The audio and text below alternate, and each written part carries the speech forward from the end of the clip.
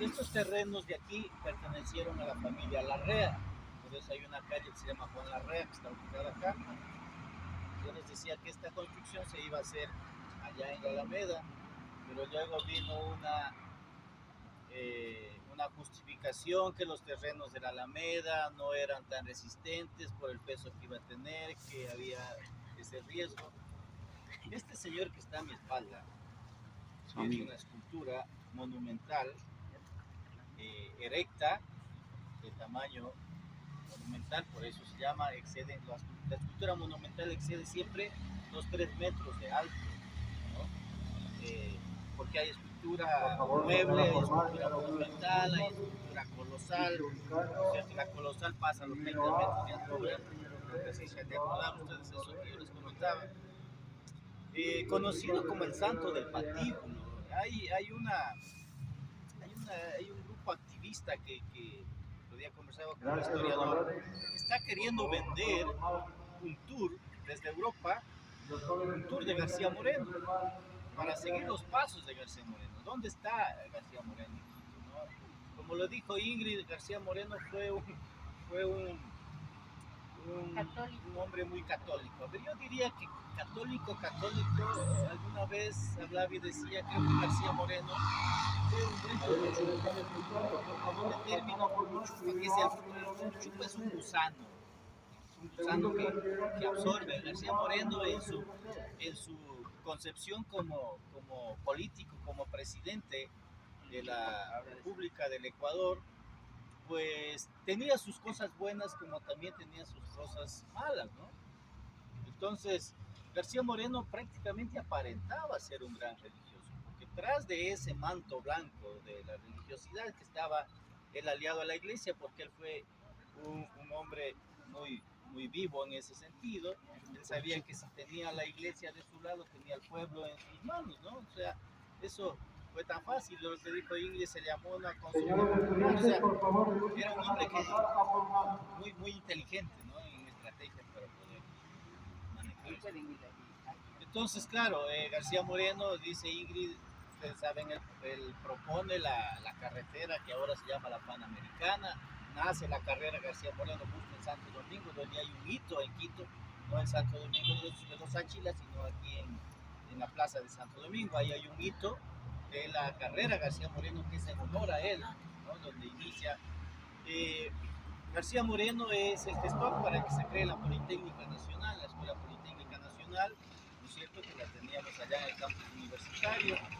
García Moreno, habíamos dicho, es el que se interesa por esto de la astronomía y se va a poner el observatorio astronómico. Y si está tan interesado por la iglesia, García Moreno era una persona que siempre estaba viajando a Europa, ¿no? Y estaba comulgando con la iglesia, con el papado y todo eso. Y García Moreno impulsa pues esta consagración del Ecuador al corazón de Jesús. Cuando García Moreno, pues él es el creador de la Escuela de Bellas Artes, porque antes de que exista la Escuela de Bellas Artes, en 1873, 72, perdón, pues había existido en Quito, se había creado ya con Vicente Rocafuerte, se crea lo que es el Liceo de Pintura y se crea lo que es la Escuela Democrática Miguel de Santiago, volvemos a escuchar a Miguel de Santiago. Y García Moreno se preocupa por poner una escuela de Bellas Artes. Entonces, con el poner la Escuela de Bellas Artes, él había becado ya a algunos artistas para Europa, porque también García Moreno era una persona que buscaba la manera de protegerse. Él manda a artistas a Europa porque había muchas escuelas de arte, pero él va a orientarse a la Escuela de San Lucas en Roma y la Escuela de San Fernando en Madrid, porque eran escuelas que estaban orientadas todavía a esa visión muy conservadora. Entonces él no quería enviar allá para que vengan revolucionarios contra él. Entonces, claro, ahí lo envía a lo que es el Rafael Salas. Y cuando él va a consagrar al Ecuador al corazón de Jesús, a propósito, ustedes saben que es el primer país en América que es consagrado al corazón de Jesús, porque García Moreno está en Francia, está allá en Europa, y él se entera de que los obispos se acercan al Papa para consagrar al mundo al corazón de Jesús. entonces él se le viene a la mente de adelantarse acá en América y él viene a hablar con el arzobispado acá para alertar al arzobispado y hacer una estrategia en cada provincia del Ecuador para poder organizarse y hacer como un lanzamiento. Pero para eso él requiere un ícono que va a ser un cuadro. Entonces le escribe a Rafael Salas y le dice que le tiene que traer un cuadro con tales características, en donde exista la representación de Jesús, que no sea el típico corazón de Jesús que había ya en ese momento, sino que tenía que ser representado como un rey, que tiene que estar con corona, que tiene que tener el cetro en la mano, que tiene que tener la esfera del mundo, donde esté pintado América, que el Ecuador tiene que estar de amarillo, porque la luz que salga del corazón, la llaga del corazón, tiene que iluminar el Ecuador. Es decir, le escribe como quiere que sea la obra. Pero no es una obra tan grande, pues es una obra que mide 80 por 60, es una obra pequeña, ¿sí? Entonces, esa obra es la que se va a utilizar para en la Catedral de Quito consagrar al Ecuador el corazón de Jesús. Ahí viene la intención de García Moreno, lo que decía mi compañera administradora de la institución. El que hay que ver cómo conseguir el dinero para construir una gran obra que represente al Ecuador, porque García Moreno, como él siempre miraba hacia arriba, él quería que este templo, si es posible, se lo vea de todos los rincones del Ecuador, pero no se logra ni verlo de todos los rincones de Quito, ¿cierto? Porque también es una época del historicismo, pues, ¿no? Inicios o finales del siglo XIX, inicios del XX, porque acá hablamos de a ver, el historicismo está relacionado un poco, perdónenme, ahora que tome, está el arte, está relacionado a lo que es el eclecticismo. Lo ecléctico va a ser una manifestación de los estilos del arte de 1860, de finales ya del 19, que se va a desarrollar hasta 1920. Pero como aquí en América y en Ecuador, el arte siempre viene el estilo retrasado casi con 100 años.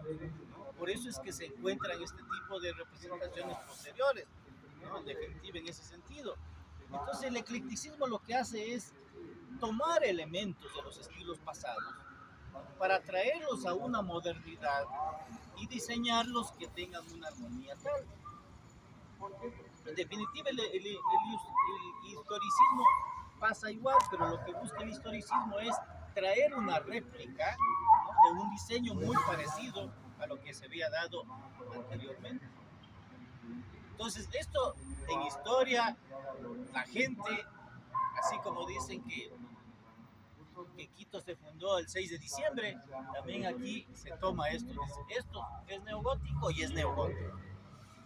Lastimosamente, y lo que yo siempre les he dicho, tenemos que aprender a ser críticos y a mirar las cosas para cuando yo digo, sí, estoy de acuerdo que sea neogótico, pero yo puedo decir, esto es muy ecléctica.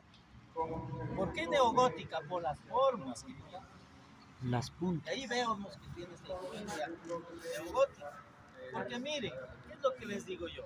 ¿Cierto? Justo ayer hablaba yo con un historiador y conversábamos un poco porque él decía que es tan corto el término de decir escuela quiteña. Él decía, es un término muy corto de decir escuela quiteña. Alguna vez yo les comentaba y les decía, es que hablar de escuela quiteña es hablar de un panorama extensísimo de lo que sucede en ese momento, ¿cierto? Entonces, de la misma manera, pues se da posteriormente acá, ya a lo que sería el siglo XIX, siglo XX, ¿no? Porque aquí en este templo, primero estamos encontrando de que este templo está hecho en hormigón armado, no está hecho en piedra como aparenta ser. La piedra es un revestimiento como si fuese una placa de baldosa, nada más, para dar esa intención de que es toda hecha de piedra. ¿Por qué? Porque cuando hablamos de los neogóticos, a ver, un poco iba esto, prácticamente desde el siglo XVI que viene la colonia española, que viene la conquista española, todos son neos para nosotros, ¿no es cierto? ¿Por qué? Porque el gótico había pasado ya en el siglo XII, XIV, allá en Francia. A nosotros nos viene influencia gótica que la encontramos en San Francisco, por ejemplo. Dentro del templo hay neogótico, afuera en las torres ya los vamos a ver, hay neogótico. Pero no se desarrollan en la propia época en que se da gótico, sino es posterior. El barroco que se desarrolla en Italia para 1600, ¿cierto? Quizá algo llega un poco a alinearse con nosotros, pero este barroco que llega a América viene tan combinado. Viene con el mudéjar, viene con el plateresco, viene con el propio renacimiento, viene con el persa, ¿cierto? Viene con el manierismo, ¿sí? Viene con el románico, vienen todos esos estilos que habían pasado allá, viene acá. Por eso es que yo les decía, es tan complicado acá en Quito que cuando yo me pongo a verlo a alguien que se pone a discutir, es que esto es manierista, esto no es barroco. Entonces yo siempre les he puesto en mesa y les he dicho, ¿no? Primero ustedes tienen que ustedes como guías pensar de que lo nuestro que está acá no es un estilo directo, es una influencia estilística.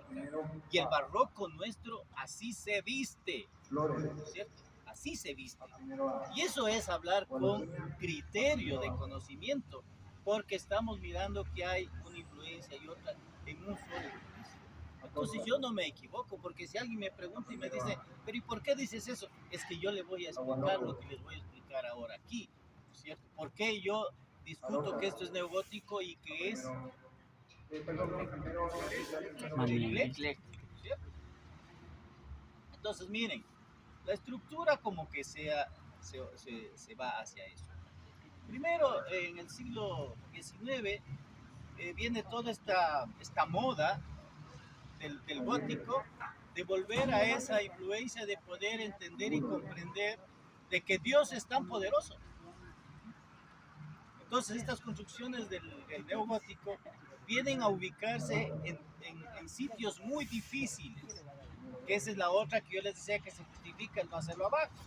Entonces hay que buscar porque hay que llegar a la fe para demostrar que Dios es tan poderoso y se construye, miren, está construido aquí en las faldas de lo que sería la loma de Guanacauri, o conocido como San Juan, ¿cierto? Entonces se construye aquí y claro, las bases, la estructura que se realiza, que se hace, imagínense lo que es construir esto tanto dinero. Se dice que las torres son truncas, eso lo dicen los mismos arquitectos de Quito, porque se hicieron cálculos estructurales y que si se ponía un cuerpo más a cada torre había el riesgo de que las bases no resistan. Por eso es que se truncan arriba y se pone como un cono en la parte superior nada más para dar el remate. Porque caso contrario, si ustedes han visto en las fotografías, las agujas góticas siguen, ¿no es cierto? No se cortan así como esta. Esta debería aumentarse el tamaño, ¿no? Entonces ha cambiado esto. Lo que les decía es hormigón armado, pues en lo que implica las representaciones de los rosetones, ustedes ven que son escudos de países, ¿no es cierto? Que tenemos ahí, no es que haya un rosetón con vitral o que se ponga una flor de lis, etcétera, es decir, se va alterando, ¿no es cierto? Ya los van a ver, ahí hay tortugas, ahí hay iguanas, ahí hay pelícanos, ahí hay relacionado a la fauna local, ¿no es cierto? Que está ahí. Entonces, ¿qué pasa? Se altera la gárgola propia del gótico, porque la gárgola es una representación mítica que aparece en la época de los mismos griegos. Ahí aparece la gárgola, que luego se llamará acrotera, que luego se llamará grifo, ¿no? Es decir, este animal fantástico, porque la gárgola en los griegos la utilizaban para ponerle como desagüe, ¿no? De las bajantes de agua. El término de gárgola, como les había dicho, viene porque cuando el agua de tejado entraba en esta forma mítica, hacía un sonido, una gárgara, ¿no? De lo que chocaba el agua y para botarla hacia afuera. Entonces viene todo eso y que luego el gótico lo va a tomar, pero el gótico lo toma a la gárgola no con ese sentido. El gótico le toma a la gárgola con el sentido de que sea un animal poderoso, ¿no? De protección, es decir, un buen, porque claro, viene en el sentido de que los los griegos, ellos decían que aquí arriba hay espíritus buenos y espíritus malos. Entonces se crean estos grifos, estas acroteras, ¿no es cierto? Con la finalidad de que ellas sean vigilantes, por eso están arriba en los tejados, y que cuando haya un espíritu negativo que viene a la ciudad, estas se las atrapen. Entonces, en el mismo sentido se da acá. E incluso hay historia en el priorato de Sion, por ejemplo, habla de que en las entradas de las puertas se ponía una gárgola, porque la gárgola, pues, desde ahí podía captar la mala intención de la persona que iba a entrar y que no la dejaba pasar. Entonces, solamente podían pasar las personas que no iban con mala intención al templo. Entonces, todo eso se recrea. Y claro, en la parte de atrás, la parte antigua del templo, pues ahí sí se encuentran gárgolas verdaderas. Pero hacia acá no, hacia acá tenemos todo esto. Entonces, las estructuras van así en el gótico de más a menos, porque lo que se busca en el gótico es llegar al cielo. Entre más altas son los templos, más cerca del cielo estoy. Y por eso es que estas construcciones todas son con vitrales, porque la luz es la presencia de Dios. La luz en el interior del templo es estar con Dios. Los vitrales son trabajados para ser mirados a contraluz, para ser mirados desde adentro hacia afuera. Todos los ventanales que ustedes ven ahí son vitrales. Lastimosamente, como ahora hay mucha moda, hay otro sentido de ver las ciudades, de ver el urbanismo, de ver las construcciones, porque hay que volverlas turísticas, entonces se las ilumina desde afuera. Lo ideal sería de que esto no esté iluminado desde afuera y que en la noche toda la luz esté encendida adentro, que cuando yo paso desde acá afuera voy a ver por los ventanales, ¿no? Algo está pasando allá adentro, entonces me llama la atención de entrar a mirar qué es lo que sucede allá adentro y me doy cuenta que lo que adentro hay es mucha luz, en ese sentido se maneja. Siempre van a ver estos rosetones, siempre van a tener agujas. Ustedes tienen ahí la aguja del cóndor, que es el mirador a donde se puede llegar, allá arriba, ¿cierto? Es la parte norte, a la parte sur están las otras dos torres. Todas las construcciones góticas siempre van a tener dos torres frontales, desde el románico. Y casi la mayoría tienen un diseño que les había dicho en H o en M, las fachadas, con los rosetones que están al un lado y hacia el otro lado. Hay unos elementos que parecen triángulos hacia arriba, si los ven, ¿no es cierto?, donde están los escudos. Esos se llaman gabletes. Gabletes en el gótico. Y gabletes en el neogótico. Y gabletes en el románico, si es que los encuentran. Entonces, son elementos que les van caracterizando. Los techos del gótico siempre fueron a dos aguas. Siempre fueron a dos aguas, así, caídas, dos caídas. ¿No? Y siempre fueron metálicos. Así como ven ahí. Igual, tal como se mira, este techo tiene esas características. De esos techos se dirigen una serie de canales que van a caer. Aquí pues no se ve, pero si miramos entre los dos triángulos que les digo, entre los dos gabletes, ya voy a hablar con propiedad. Entre los dos gabletes hay una aguja pequeña, y tras de esa aguja hay un arco rampante que sirve de empuje para sostener lo que está más al fondo. Por eso van de mayor a menor las construcciones. Acá abajo, este muro que está aquí abajo, donde están estos almacenes, eso sirve como un contrafuerte, ¿no?, para empujar hacia el otro muro que está más al fondo, y ese otro va a utilizar el arco rampante para empujar al siguiente, y así se sostienen. Por eso es que las construcciones góticas, ustedes ven, góticas y neogóticas, en los movimientos telúricos es como que no les llega a ellos el movimiento. Si se dan cuenta, aquí no se han habido construcciones que se han dañado con los movimientos de tierra que ha tenido el Ecuador, pero nunca se ha hablado de la Basílica del Voto Nacional. Es como no le pasa nada, porque hay una estructura de aquí. Hay que tomar en cuenta de que los arquitectos del gótico, ¿a quién lo miraban? ¿Cuál es, para los masones, cuál es el mejor arquitecto del mundo? Leonardo da Vinci. ¿Cuál es el mayor arquitecto que tienen los masones? ¿Han escuchado hablar de los masones? ¿Sí? Es Jesús, Masónico. no masónico. Es Jesús el gran arquitecto.